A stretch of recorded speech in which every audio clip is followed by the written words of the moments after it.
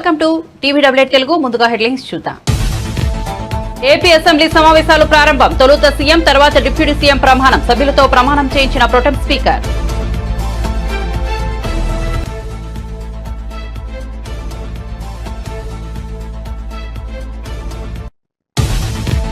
కాంగ్రెస్ కండువా కప్పుకున్న పోచారం శ్రీనివాసరెడ్డి. బీఆర్ఎస్ కు షాక్ ఇచ్చిన పోచారం. ఇంటి ముందు నేతల ఆందోళన. రైతుల కష్టాలు తీరాలని కాంగ్రెస్ లో చేరుతున్నట్లు పోచారం ప్రకటన.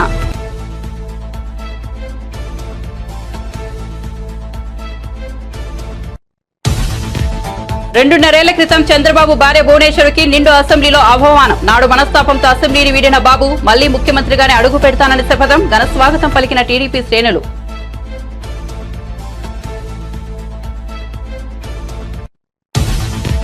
రుణమాఫీ, రైతు భరోసాపై సీఎం రేవంత్ రెడ్డి కీలక ప్రకటన. రాహుల్ గాంధీ రుణమాఫీపై మాట ఇచ్చారని గుర్తు చేసిన ముఖ్యమంత్రి కటాఫ్ తేదీ డిసెంబర్ 12, 2018 నుంచి డిసెంబర్ 9, 2023గా నిర్ణయించినట్లు వెల్లడి.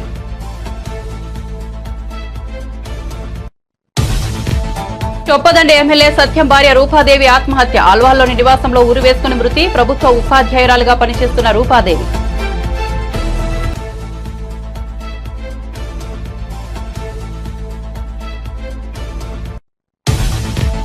ఏపీ నూతన డీజీపీగా బాధ్యతలు స్వీకరించిన ద్వారకా తిరుమలరావు. మంగళగిరిలోని పోలీస్ హెడ్ క్వార్టర్స్ లో సంతకం చేసి ఛార్జ్ తీసుకున్న వైనం.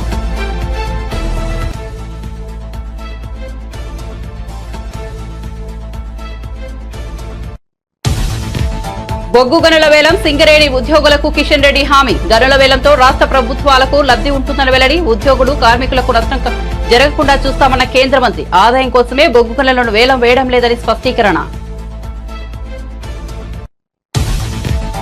బాపట్ల జిల్లాలో హత్యాచార ఘటన. వెంటనే ఘటనా స్థలానికి వెళ్లాలని హోంమంత్రిని ఆదేశించిన సీఎం చంద్రబాబు.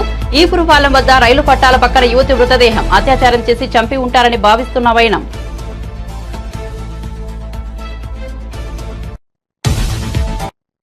ఇక వార్త వివరాల్లోకి వెళ్తే ఆంధ్రప్రదేశ్ అసెంబ్లీ సమావేశాలు శుక్రవారం ఉదయం ప్రారంభమయ్యాయి. తొలుత కొత్త సభ్యులతో ప్రొటెం స్పీకర్ గోరంట్ల బుచ్చయ్య చౌదరి సభ్యులతో ప్రమాణ స్వీకారం చేయించారు. ముందుగా టీడీపీ అధినేత సీఎం చంద్రబాబు నాయుడుతో ప్రొటెం స్పీకర్ ప్రమాణ స్వీకారం చేయించారు. అసెంబ్లీకి ప్రణమిల్లి సభలోకి అడుగుపెట్టిన చంద్రబాబు గోరంట్ల బుచ్చయ్య చౌదరి సమక్షంలో శాసన సభ్యుడిగా ప్రమాణం చేశారు. అనంతరం deputy CM, Janasena chief Pawan Kalyan ఎమ్మెల్యేగా ప్రమాణం చేశారు. సీఎం, డిప్యూటీ సీఎం తర్వాత మంత్రులు అచ్చెన్నాయుడు, వంగలపూడి అనిత వరుసగా ప్రమాణం చేశారు.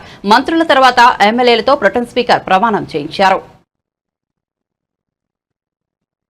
నారా చంద్రబాబు నాయుడు అనే నేను శాసనసభ సభ్యునిగా ఎన్నిక అయినందున శాసనం ద్వారా నిర్మితమైన భారత రాజ్యాంగం పట్ల నిజమైన విశ్వాసం, విధేయత చూపుతానని, భారతదేశ సార్వభౌమాధికారాన్ని, సమగ్రతను కాపాడుతానని, నేను స్వీకరించబోయే కర్తవ్యాన్ని శ్రద్ధాశక్తులతో నిర్వహిస్తానని దైవ సాక్షిగా ప్రమాణం చేస్తున్నాను.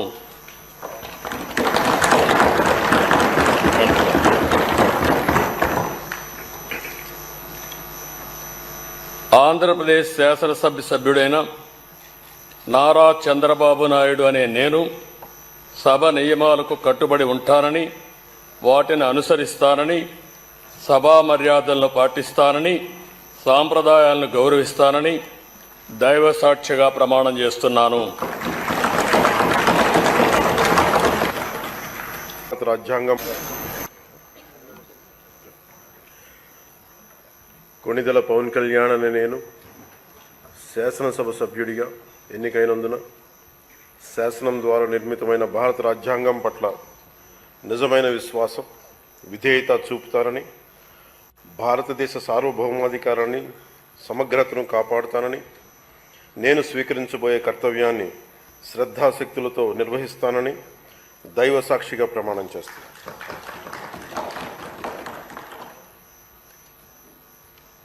కొణిదెల పవన్ కళ్యాణ్ అని నేను ఆంధ్రప్రదేశ్ శాసనసభ సభ్యుడైన కొణిదెల పవన్ కళ్యాణ్ అని నేను సభా నియమాలకు కట్టుబడి ఉంటానని, వాటిని అనుసరిస్తానని, సభా మర్యాదలను పాటిస్తానని, సాంప్రదాయాలను గౌరవిస్తానని దైవ సాక్షిగా ప్రమాణం చేస్తున్నాను.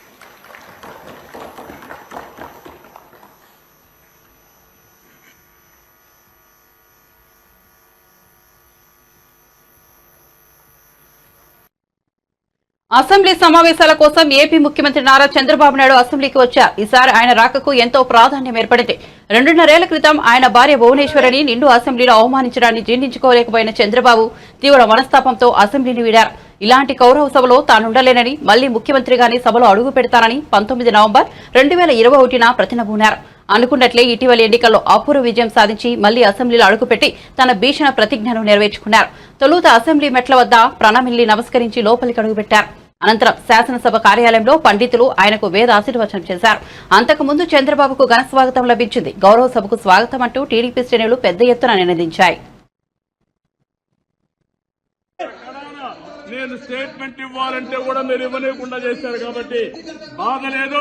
మళ్ళీ చెప్తున్నా, ముఖ్యమంత్రి ఈ హౌస్ కు వస్తాను తప్ప అదర్వైజ్ నాకు ఈ రాజకీయాలు అవసరం లేదు. ఇది గౌరవ సభ కాదు. ఇలాంటి గౌరవ సభలో నేను ఉన్నానని మరొకసారి విజ్ఞప్తి చేస్తూ మీకు నమస్కారం. ప్రజలందరికీ విజ్ఞప్తి చేస్తున్నా, నా అవమానం మీరందరూ నిండు మనసుతో ఆశీర్వదించమని కోరుతూ అందరికీ నమస్కారం. మీకు ఈ రోజే పత్రం స్టార్ట్ అయింది. మీకు పత్రం స్టార్ట్ అయింది. మీకు పత్రం స్టార్ట్ అయింది. మళ్ళీ గవర్నమెంట్ లో వస్తాం.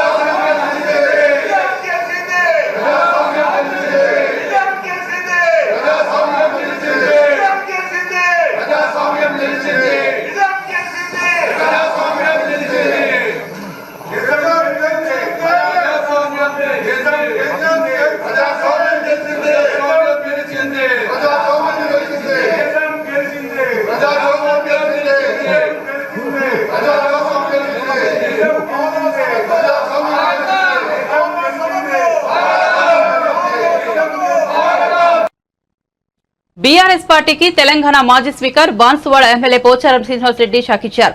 ముఖ్యమంత్రి రేవంత్ రెడ్డి సమక్షంలో ఆయన కాంగ్రెస్ కండువా కప్పుకున్నారు. శుక్రవారం పోచారం శ్రీనివాసరెడ్డి నివాసానికి వచ్చిన రేవంత్ రెడ్డి పోచారంలో పార్టీలోకి ఆహ్వానించారు. ఈ ఆహ్వానాన్ని మన్నించి కాంగ్రెస్ లో చేరుతున్నట్లు పోచారం ప్రకటించారు. అనంతరం రేవంత్ రెడ్డి ఆయనకు కాంగ్రెస్ కండువా కప్పి పార్టీలోకి ఆహ్వానించారు. పార్టీలో సముచిత స్థానం కల్పిస్తామని సీఎం చెప్పారు. రైతుల సంక్షేమానికి పోచారం ఎంతగానో పాటుపడ్డారని కొనియాడారు. పోచారం శ్రీనివాసరెడ్డితో పాటు ఆయన కుమారుడు కూడా పార్టీ మారారు. రైతుల సంక్షేమం కోసమే పార్టీ మారానని, రాజకీయంగా తానేమీ ఆశించట్లేదని పోచారం శ్రీనివాసరెడ్డి చెప్పారు. గత 6 నెలలుగా కాంగ్రెస్ ప్రభుత్వం చిత్తశుద్దితో పనిచేస్తోందని, రైతుల సంక్షేమం కోసం నిజాయితీగా పాటుపడుతోందని అన్నారు. ఎన్ని ఇబ్బందులు ఎదురవుతున్నా అన్నదాతను ఆదుకునే విషయంలో వెనకడుగు వేయలేదని ప్రభుత్వాన్ని ప్రశంసించారు. ఈ నేపథ్యంలో తన రాజకీయ ప్రస్థానం కాంగ్రెస్ నుంచే మొదలైందని ఆయన గుర్తు చేసుకున్నారు. రాష్ట్ర ప్రగతి, రైతుల ప్రగతి కోసం పనిచేస్తానని వివరించారు.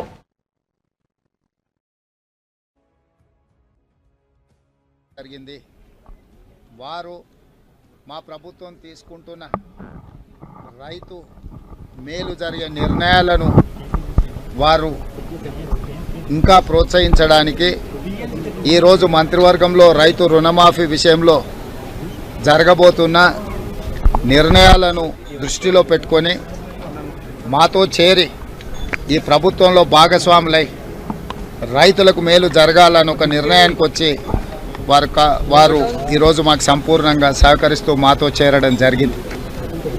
ఈ విషయాలన్నిటిని దృష్టిలో పెట్టుకొని రేపు భవిష్యత్తులో ఒక పక్కన సీనియర్ నాయకులందరితో పాటు సమానంగా పోచారం శ్రీనివాసరెడ్డి గారికి సముచితమైన గౌరవం, మర్యాద, వారిచ్చే సూచనలు, సలహాలు ఈ ప్రభుత్వం పాటిస్తుంది. రైతుల పక్షాన ఈరోజు మేము చేయబోయే కార్యక్రమాలలో వారు అత్యంత క్రియాశీలక పాత్ర పోషించి రైతుల సంక్షేమం కోసం, బాన్సువాడ శాసనసభ నియోజకవర్గ అభివృద్ధి కోసం మొదటి నుంచి వారికి అండగా నిలబడ్డ నిజామాబాద్ జిల్లాలో అసంపూర్తిగా ఉన్న సాగునీటి ప్రాజెక్టులు కానీ, అభివృద్ధి కార్యక్రమాలను కానీ పూర్తి చేయడానికి వారు ముందుకు వచ్చి రాష్ట్రము ఈరోజు ఏర్పడి 10 సంవత్సరాలు పూర్తయిన తర్వాత కొత్త ప్రభుత్వము రేవంత్ రెడ్డి గారి యొక్క గౌరవనీయులు రేవంత్ రెడ్డి గారి యొక్క నాయకత్వంలో కొత్త ప్రభుత్వం కాంగ్రెస్ ప్రభుత్వం ఏర్పడిన తర్వాత జరుగుతున్నటువంటి పరిణామాలను కూడా నేను చూస్తూ ఉన్నాను.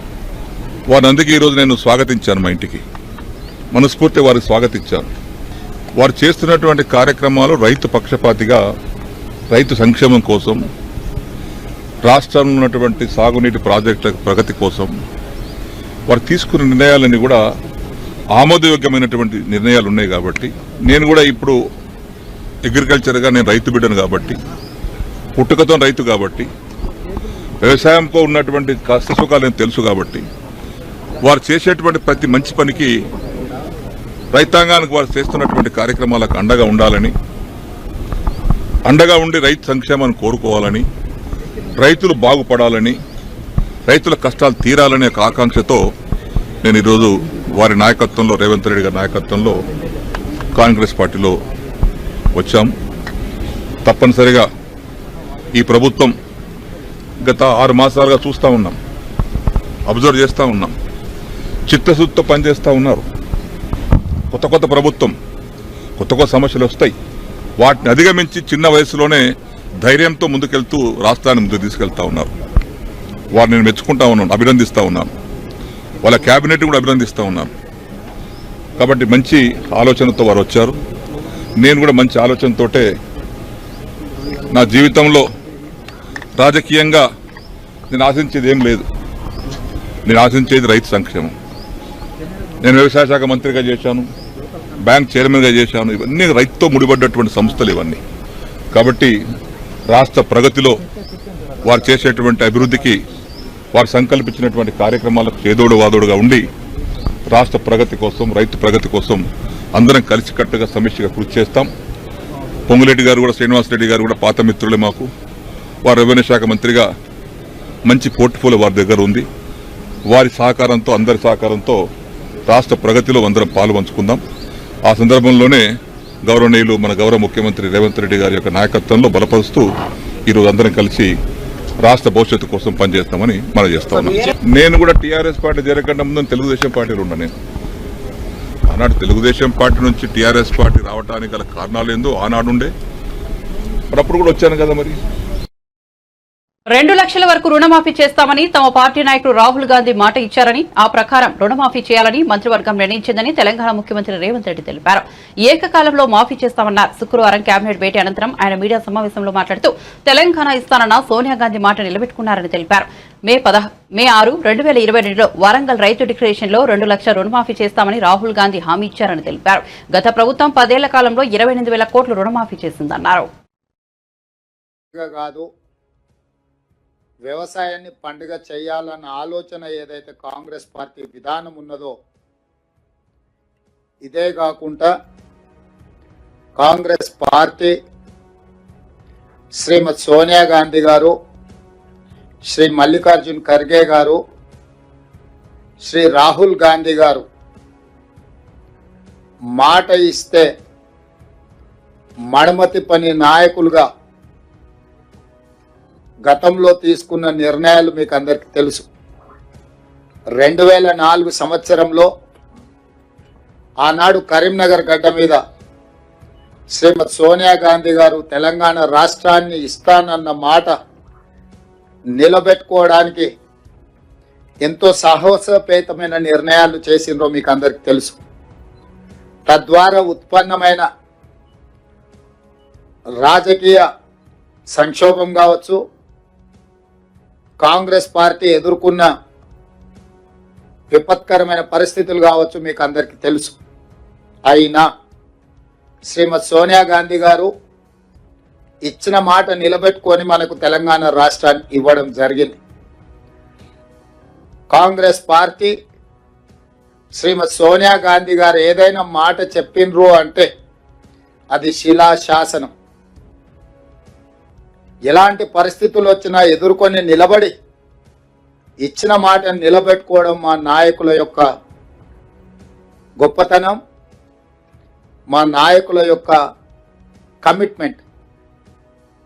అలాంటి నాయకత్వం నుంచి వచ్చిన రాహుల్ గాంధీ గారు మే 6 తారీఖు 2022 వరంగల్లో రైతు డిక్లరేషన్లో 2 లక్షల రూపాయల రైతు రుణమాఫీ చేస్తామని మాట ఇవ్వడం జరిగింది. చాలా సందర్భాలలో చాలా మంది నాయకులు, రాజకీయ పక్షాలు, విశ్లేషకులు కూడా గతంలో ఉన్న పాలకుల యొక్క ప్రకటనలు, నిర్ణయాలను దృష్టిలో పెట్టుకొని కాంగ్రెస్ పార్టీ కూడా అలవి కానీ అమలు చేయలేని హామీలు ఇచ్చింది అన్నట్టుగా చర్చలు, విశ్లేషణలు చేయడం మొదలుపెట్టిండ్రు. అందుకే ఈ మంత్రివర్గంలో ఇచ్చిన మాట ప్రకారం 2 లక్షల రూపాయల రైతు రుణమాఫీ చేయాలి అని మా మంత్రివర్గం పూర్తి స్థాయిలో విశ్లేషించి, చర్చించి, వివిధ బ్యాంకులలో ఉన్న రుణాలకు సంబంధించిన వివరాలు సేకరించి వాటన్నిటిని క్రోడీకరించి ఆ రైతు రుణమాఫీ చెయ్యాలి అని మేము నిర్ణయం తీసుకున్నాం. తెలంగాణ రాష్ట్రం వచ్చిన తర్వాత గత ప్రభుత్వం 2 సార్లు ప్రభుత్వాన్ని ఏర్పాటు చేసినప్పుడు 2014 నుంచి 2018, 2018 నుంచి 2023 వరకు 2014 సంవత్సరంలో మార్చి 31, 2014 తారీఖు వరకు కట్ ఆఫ్ డేట్ తీసుకొని ఆనాటి ప్రభుత్వం రైతు రుణమాఫీ చేస్తే 16,000 కోట్ల రూపాయలు రైతుల ఖాతాలలో వేయడం జరిగింది.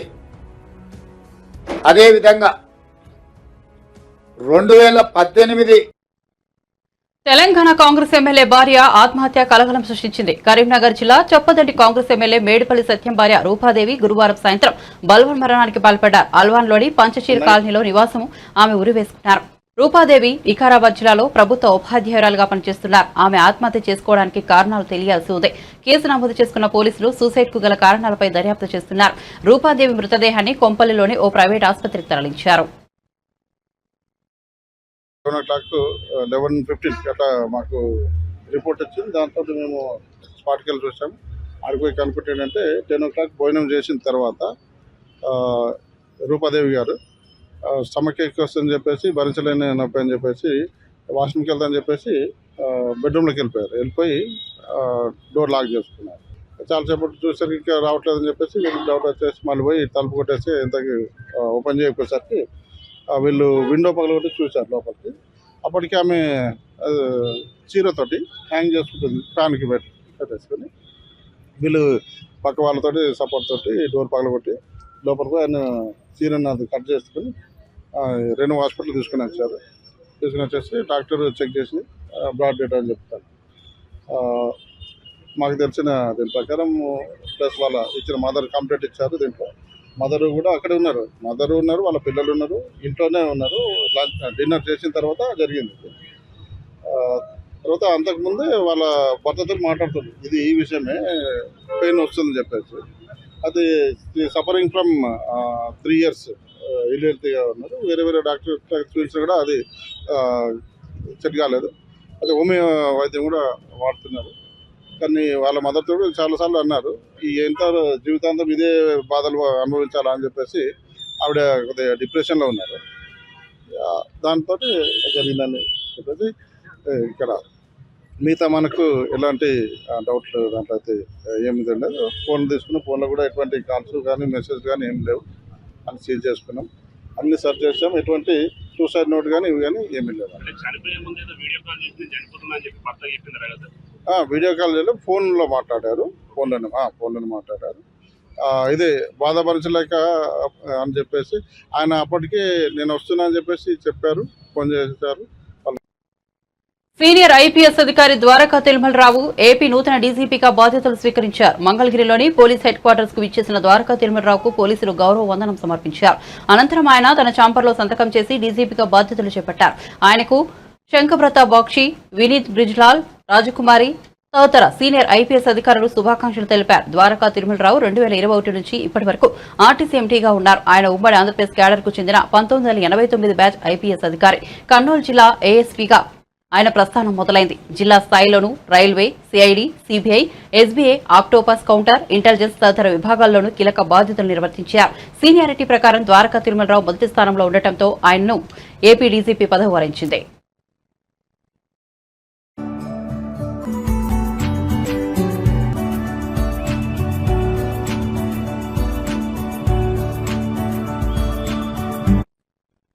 బాపట్ల జిల్లా ఈపురుపాలెం వద్ద ఓ యువతిపై అత్యాచారం చేసి హత్యకు పాల్పడిన ఘటన చోటు చేసుకుంది. రైలు పట్టాల పక్కనే యువతి మృతదేహం పడి ఉంది. ఆమెకు స్థానిక సీతారాంపేటకు చెందిన యువతిగా గుర్తించారు. ఈ ఘటనపై సీఎం చంద్రబాబు ఆగ్రహం వ్యక్తం చేశారు. వెంటనే ఘటనా స్థలానికి వెళ్లి బాధిత కుటుంబాన్ని కలవాలని హోంమంత్రి వంగల్పూడి అనితను ఆదేశించారు. మృతురాలి కుటుంబానికి ప్రభుత్వం తరపున అండగా ఉండాలని చంద్రబాబు నిర్దేశించారు. వేగంగా దర్యాప్తు చేసి నిందితులకు కఠిన శిక్ష పడేలా చూడాలని స్పష్టం చేశారు. దర్యాప్తులో అలసత్వం లేకుండా జాప్యం జరగకుండా చూడాలని పేర్కొన్నారు. కాగా ముఖ్యమంత్రి చంద్రబాబు ఆదేశాలతో రాష్ట్ర హోంమంత్రి అనిత బాపట్ల జిల్లా ఈపురుపాలెం వెళ్లి సంఘటనా స్థలాన్ని పరిశీలించారు. బాధిత కుటుంబాన్ని పరామర్శించారు. తప్పకుండా న్యాయం చేస్తామని భరోసా ఇచ్చారు.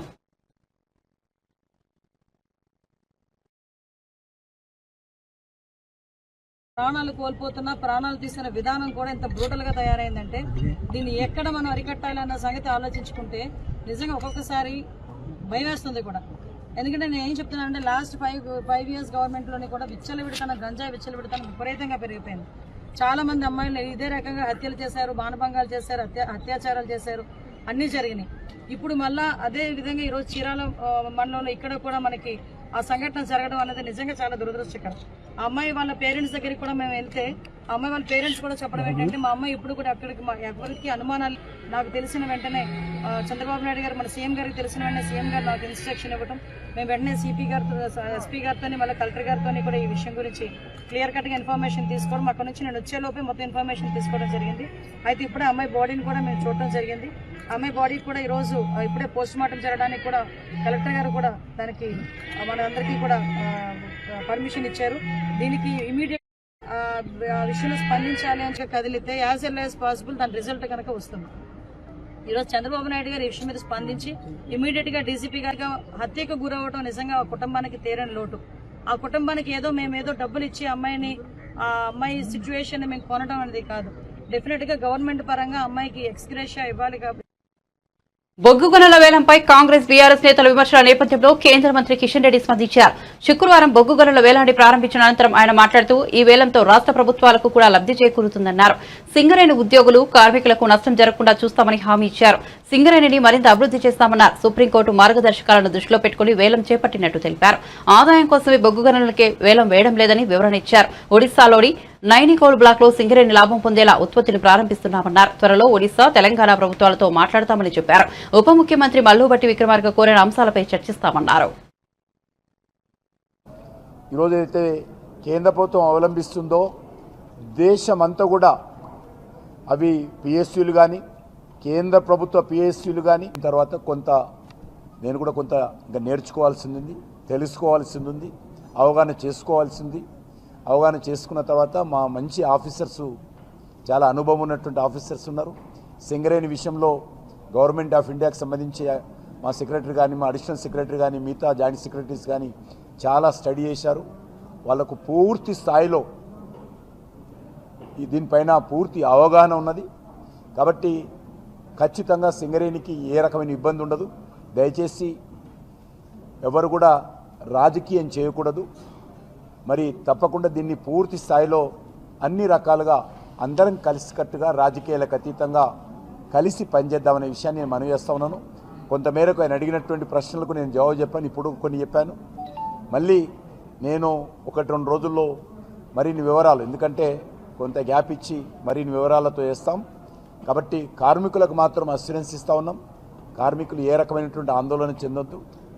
ఈరోజు ఎక్కడ కూడా సింగరేణి బ్లాకో, మరొక కంపెనీ బ్లాకో, మరొక కేంద్ర ప్రభుత్వ బ్లాకో ఏదైనా యాక్షన్ చేస్తే కేంద్రానికి ఏ రకమైనటువంటి రెవెన్యూ రాదు, ఆ రాష్ట్రాలకే వస్తుంది. ఏదో తీసుకుపోయి అమ్ముకుంటున్నారు, ఏదో ప్రైవేట్ వాళ్ళకి ఇస్తున్నారు అనేటువంటి తప్పుడు మాటలు దయచేసి మాట్లాడకండి. కానీ అన్ని వివరాలు నేను తర్వాత మీకు చెప్తాను.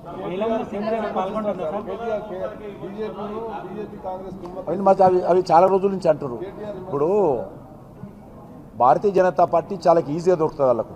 కాంగ్రెస్ వాడు అంటాడు బీజేపీ బీఆర్ఎస్ ఒకటని, బీఆర్ఎస్ వాడు అంటాడు కాంగ్రెస్ బీజేపీ ఒకటని. కాబట్టి పొంతన లేనటువంటి మాటలు, అవగాహన లేనటువంటి మాటలు రాజకీయపరమైనటువంటి మాటలు. బులెటిన్ ముగించే ముందు హెడ్లైన్స్ మరోసారి చూద్దాం. ఏపీ అసెంబ్లీ సమావేశాలు ప్రారంభం. తొలుత సీఎం, తర్వాత డిప్యూటీ సీఎం ప్రమాణం. సభ్యులతో ప్రమాణం చేయించిన ప్రొటెం స్పీకర్.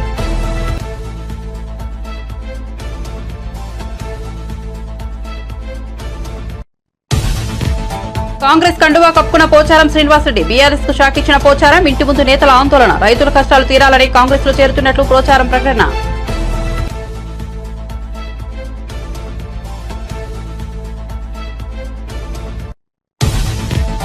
రెండేళ్ల క్రితం చంద్రబాబు భార్య భువనేశ్వరుడికి నిండు అసెంబ్లీలో అవమానం.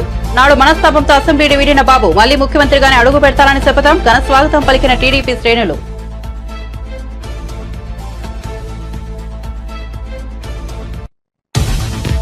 రుణమాఫీ రైతు భరోసాపై సీఎం రేవంత్ రెడ్డి కీలక ప్రకటన. రాహుల్ గాంధీ రుణమాఫీపై మాట ఇచ్చారని గుర్తు చేసిన ముఖ్యమంత్రి కటాఫ్ తేదీ డిసెంబర్ 12, 2018 నుంచి డిసెంబర్ 9, 2023గా నిర్ణయించినట్లు వెల్లడి.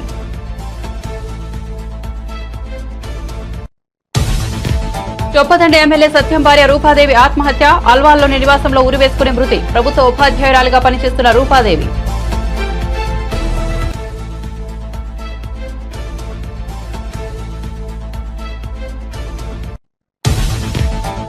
ఏపీ నూతన డీజీపీగా బాధ్యతలు స్వీకరించిన ద్వారకా తిరుమలరావు. మంగళగిరిలోని పోలీస్ హెడ్ క్వార్టర్స్ లో సంతకం చేసి ఛార్జ్ తీసుకున్న వైనం.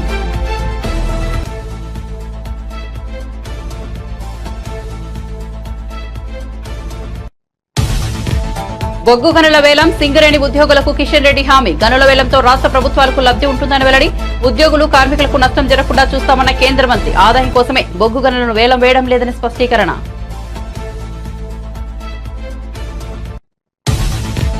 బాపట్ల జిల్లాలో హత్యాచార ఘటన. వెంటనే ఘటనా స్థలానికి వెళ్లాలని హోంమంత్రిని ఆదేశించిన సీఎం చంద్రబాబు.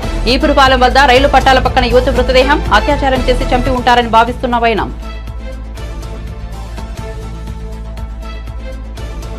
మరిన్ని అప్డేట్స్ కోసం చూస్తూనే ఉండండి టీవీ డబ్ల్యూఎయిట్ తెలుగు.